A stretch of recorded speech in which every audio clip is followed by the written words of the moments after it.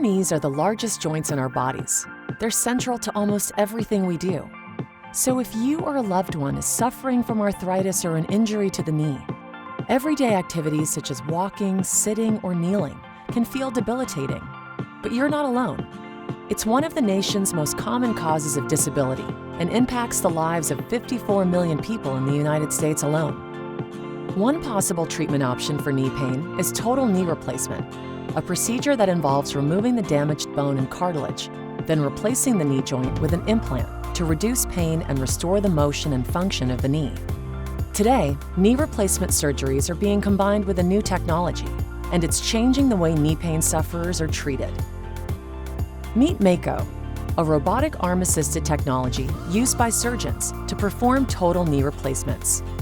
This unique technology helps surgeons provide a personalized surgical experience, where each surgical plan is based on a patient-specific diagnosis and anatomy.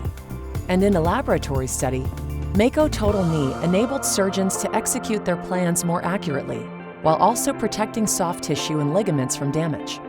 Let's take a look at how it works. It begins with a CT scan of the knee joint.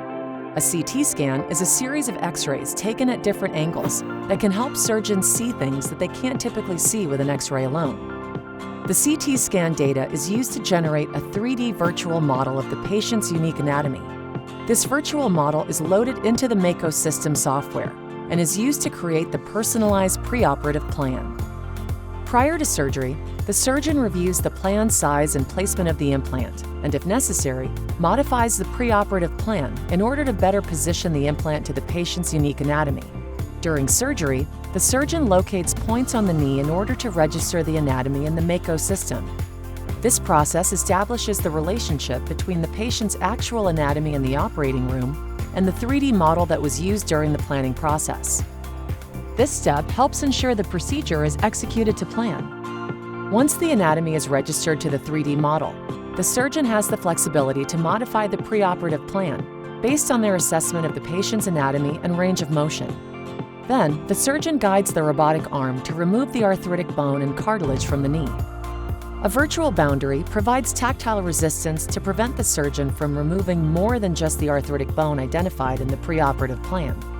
And visual cues, shown in green, appear on screen to show how much bone to remove. Collectively, these cues help the surgeon stay on the preoperative surgical plan. With the diseased bone gone, a knee implant is inserted into the joint space.